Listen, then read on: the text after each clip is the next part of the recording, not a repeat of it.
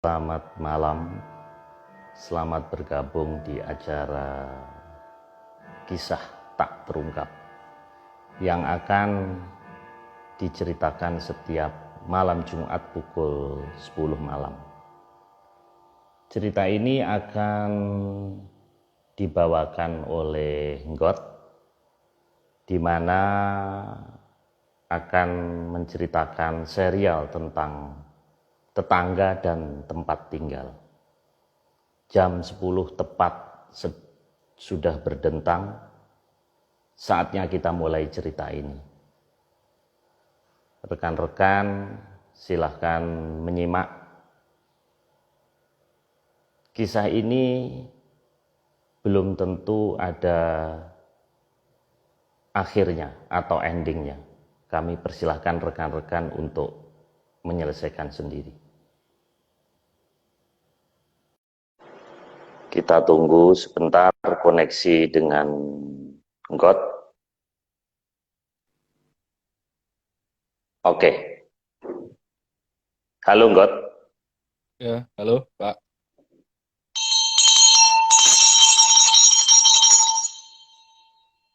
Silahkan dimulai. Baik. Kali ini saya akan menceritakan pengalaman saya.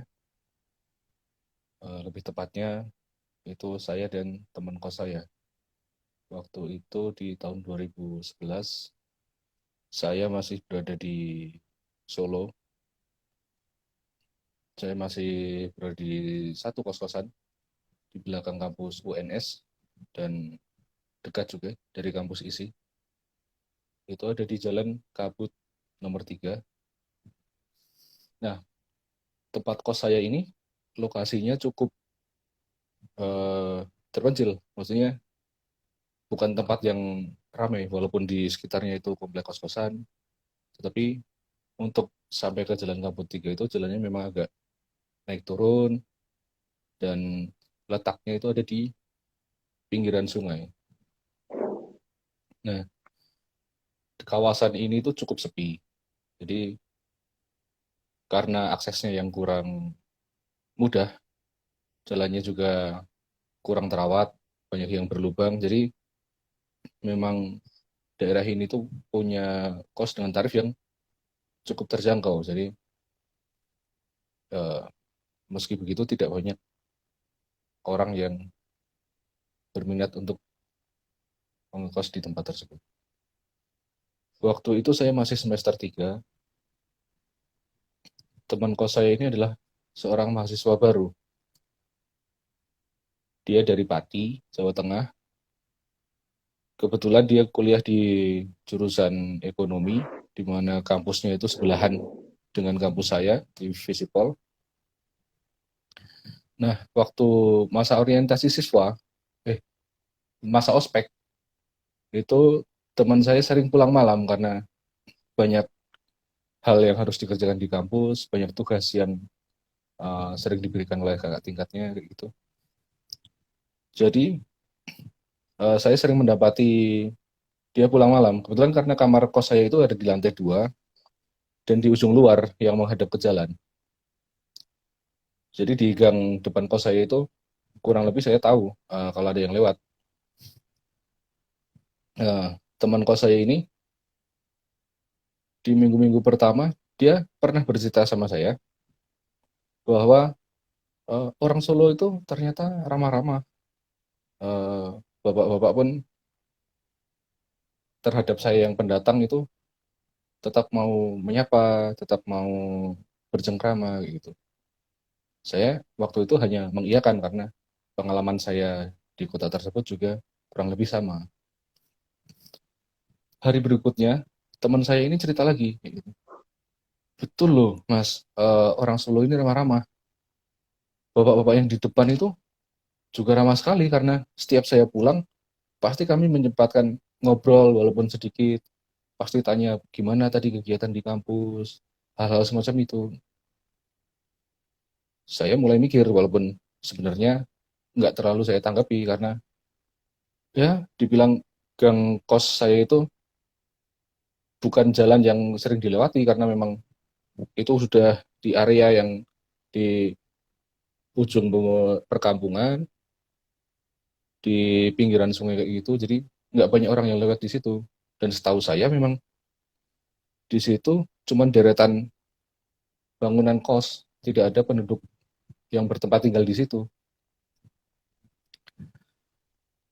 Terus begitu hari berikutnya, teman saya tetap menceritakan sosok yang ramah yang selalu dia temui setiap malam pulang dari kampus tersebut. Dari yang awalnya saya nggak terlalu peduli dengan hal tersebut, lama-lama itu cukup mengganggu pikiran saya juga karena hampir setiap hari teman saya itu cerita soal sosok tersebut. Mulai dari yang tadinya hanya saling menyapa, sampai dia akhirnya cerita ke saya itu, dia sempat nongkrong bareng di depan rumah yang ada bapak-bapaknya itu. Karena waktu itu terus saya eh, punya urusan sendiri, saya sempat pulang juga, jadi beberapa hari saya nggak ketemu dengan teman saya itu. Waktu saya udah balik ke Solo lagi, saya sedang makan di angkringan, tepatnya di gerbang belakang kampus saya di UNS. Itu saya ketemu dengan teman kos saya itu. Karena saya barusan mudik dari Temanggung, jadi saya belum sempat pulang ke kos. Nah, saya ketemunya di situ. Teman saya ini bilang, "Loh, Mas, baru mudik toh?" "Iya." "Oh, kemarin kos sempat sepi. Anak-anak juga banyak yang mudik." "Loh, kamu nggak mudik?" Gitu tadi saya. "Enggak, Mas, masih banyak tugas di kampus. Untung ada bapak-bapak di sebelah. Jadi tiap malam saya nggak kesepian. Kalau pulang, kosnya kan kosong. Anak-anak pada mudik. Jadi saya bisa ngobrol sama bapak tersebut." Nah, di situ saya kembali kepikiran lagi. Karena sebenarnya memang selama 1 tahun sebelumnya itu saya ngekos di tempat tersebut, itu saya sama sekali nggak pernah ketemu bapak-bapak. Ketemu pun nggak pernah malam-malam. Paling siang itu, bahkan pagi, itu paling tukang sampah yang ngambil sampah dari depan kos. Nah, teman saya itu masih menceritakan sosok bapak tersebut dengan seorang bapak-bapak, rambutnya udah banyak beruban kayak gitu, tapi sosoknya ramah sekali. Lama-kelamaan itu saya penasaran. Terus di suatu malam, akhirnya saya dengar, saya kan apal suara suara motor teman saya tersebut. Nah, teman saya itu pulang dari kampus. Oh, pulang nih dia. Malam seperti biasanya. Teman saya udah buka gerbang kos, terus masuk. Saya ngintip dari jendela. Waktu saya lihat, saya justru lihat untuk pertama kalinya bapak-bapak yang diceritakan oleh teman saya ini. Sebelumnya saya sama sekali belum pernah lihat. Cuman apa yang dideskripsikan teman saya ini sangat mirip dengan bapak-bapak tersebut, walaupun hanya sekilas saja karena lewat di ujung kiri yang kelihatan dari jendela saya.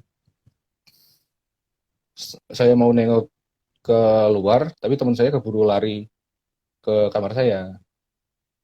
Cuman bilang, "Mas, itu loh tadi bapak-bapak yang aku maksud. Mas lihat kan?" "Iya, sempat lihat. Tapi kemana ya?" Karena di situ nggak ada rumah penduduk sama sekali. Kalau mentok itu udah langsung ke sungai. Dan itu pun ditembok. Nah, karena saking seringnya teman saya ini cerita kayak gitu, beberapa kali ketika saya masih di depan laptop, ngerjain tugas gitu malam-malam, dari sisi jendela sebelum tirainya saya tutup, itu kadang saya kalau ngeliat ke bawah, beberapa kali ada sekelebatan bapak-bapak tersebut. Dan waktu saya tengok, orangnya sudah nggak ada di mana-mana. Tapi teman saya selalu ketemu dengan bapak itu. Nah, sampai suatu ketika, ketika saya ngobrol sama teman saya itu cerita, kemarin eh, dia waktu ke kampus malam-malam, itu posisi hujan deras, mau ke kampus, dia nggak ada jas hujan. Terus waktu di teras kos itu, bapak-bapak itu tuh nunggu di seberang. Dia bawa dia bawa payung, dipinjamkan ke teman saya. Dia berangkat ke kampus, pinjam payung tersebut. Padahal beberapa hari itu, apalagi waktu masa-masa tahun ajaran baru, itu kan masih musim kemarau, itu belum musim hujan. Dan saya pun nggak mengalami hujan sama sekali di situ. Teman saya ini semakin percaya kalau bapak-bapak itu beneran ada, tapi saya nggak pernah ketemu bapak itu sendiri.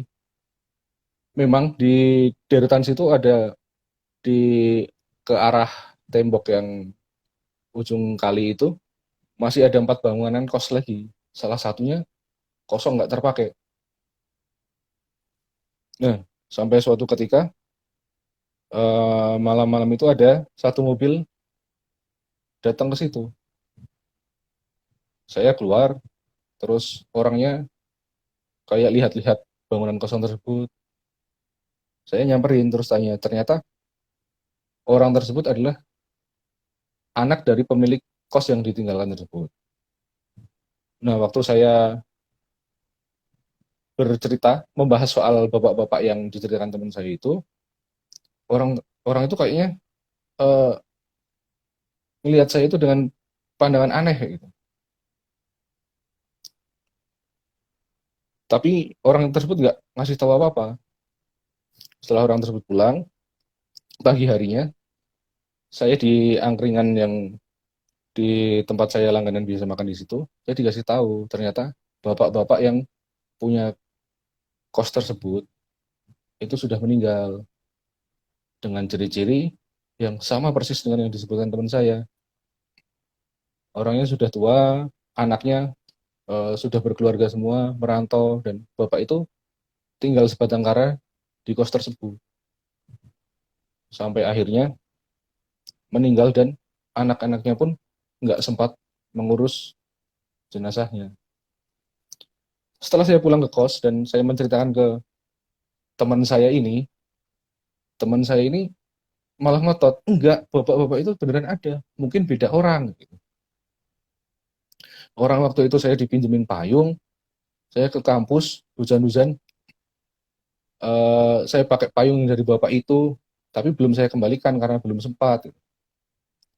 Terus saya juga ngotot dong, karena waktu itu musim kemarau dan belum sempat hujan sama sekali, itu tuh belum sama sekali belum pernah hujan.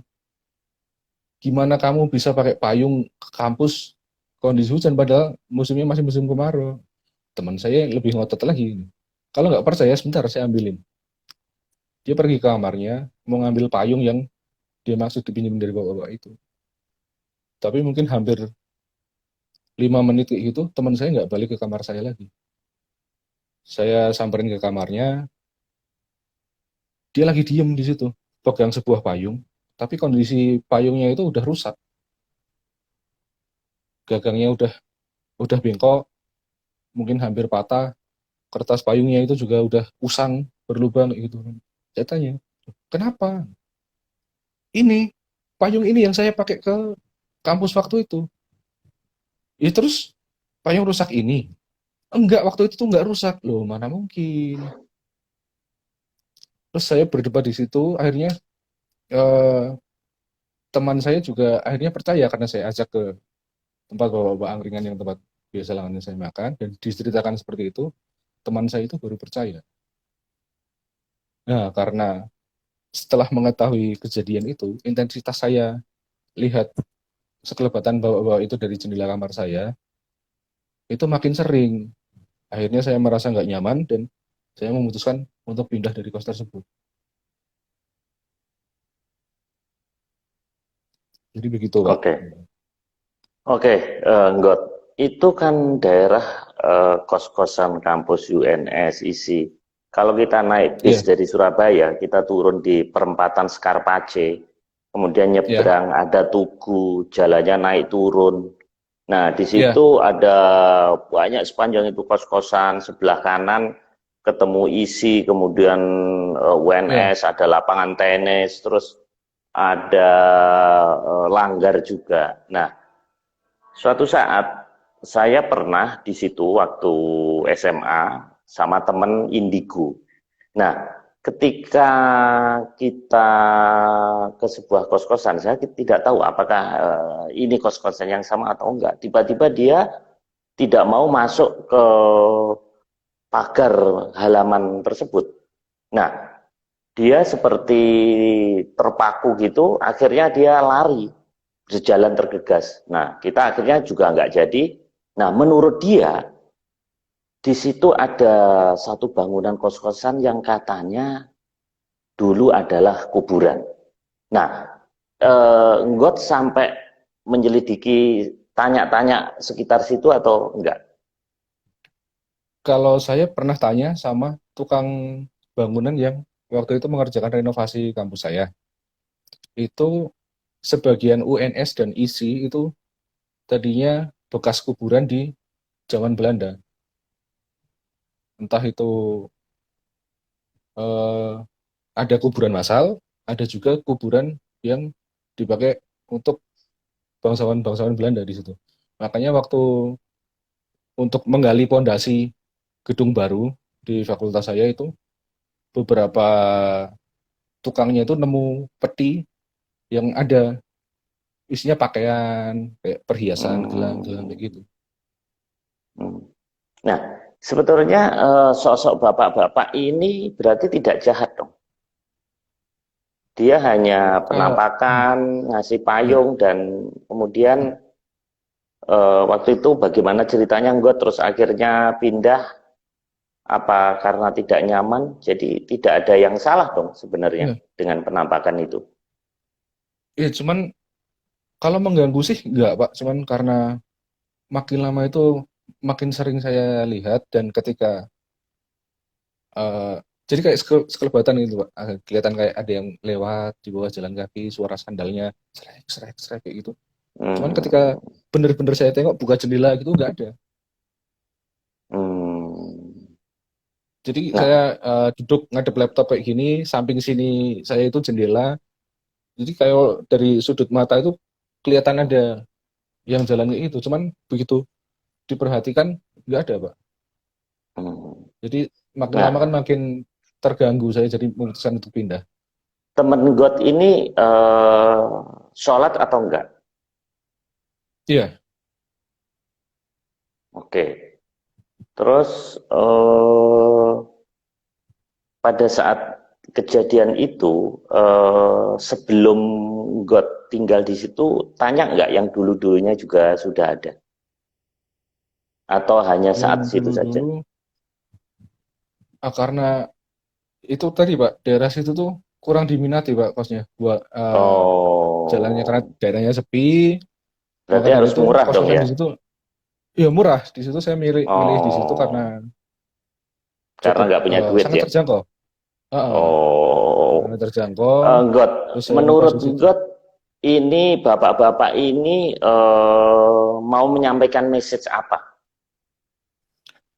Nah, kalau menurut saya sih, dari cerita-cerita yang saya kumpulkan dari bapak-bapak angkringan dekat tempat saya itu, terus dari kakak tingkat saya yang kosnya dekat situ juga, itu mungkin karena sebenarnya bapak ini menyimpan kerinduan eh, ke anak-anaknya, karena sudah lama Hmm, sekali anaknya nggak pulang, nggak pernah ditengok sampai akhirnya bapak tersebut meninggal pun nggak ada anak-anaknya yang pulang. hmm. Jadinya bapak tersebut tinggal sebatang kara ngurus bangunan kos itu yang makin lama makin nggak terurus sampai akhirnya tutup dan meninggal di situ juga. Hmm.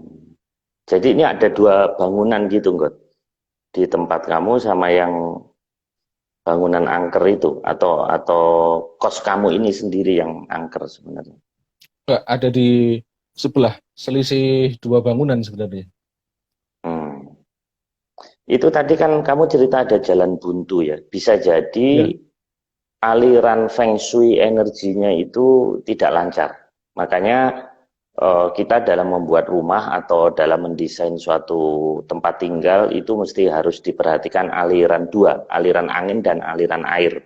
Kemudian arah cahaya juga. Nah, ini mungkin ada kaitannya juga.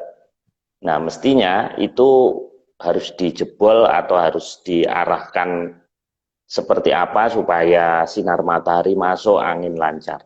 Nah, waktu kamu pergi, yang kos itu teman kamu ini pergi juga atau enggak? Karena saya masih sempat kontak-kontakan, dia juga pindah dari situ. Hmm. Karena yang ya kan awalnya saya tahu ada bapak-bapak itu juga dari teman saya itu. Nah, dia juga cerita karena katanya jadi lebih intens gitu. Eh, Ketemu sama bapak-bapak tersebut itu jadi makin sering pulang walaupun Hmm. akhir-akhirnya dia udah coba nggak menghiraukan bapak-bapak tersebut itu pulang kos itu langsung masuk kos tapi lama-lama malah nggak tenang katanya Hmm. akhirnya pindah Oke. juga. Bisa jadi teman kamu itu indigonya kuat, sinyal apa namanya, astralnya. Sementara kamu kurang kuat, jadi kamu hanya dilihatin sebentar. Kalau dia dikasih payung, sebenarnya kita nggak tahu maksud payung ini apa dan kenapa ada payung rusak dan sebagainya. Ini sebenarnya sebuah misteri. Namun waktu sudah habis buat 20 menit. Kita tutup saja karena memang ini unsolved. Ini ada pertanyaan, apakah bapak-bapak itu pernah bicara? Oh pernah kalau sama teman saya bercerita ke saya itu sempat ngobrol juga bercakap-cakap karena yang kayak tadi yang saya sampaikan dia bisa bilang oh, orang Solo itu ramah ya padahal dia baru belum ada seminggu di kos itu dan yang dia Oh, maksud ramah itu si bapak-bapak itu. Kalau saya hmm, nggak pernah sama sekali ngobrol. hmm. Lihat juga cuman sekelebatan kayak gitu aja.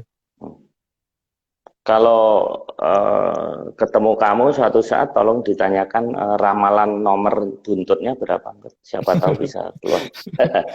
Oke, God, terima kasih. Selamat malam, Ya, rekan-rekan yang ya Pak. punya cerita Ya, mau dibacakan atau mau cerita sendiri, silahkan DM di IG Live kami, kisah tak terungkap. Terima kasih, God. Sampai ya. jumpa malam Terima kasih Jumat juga Pak. minggu depan.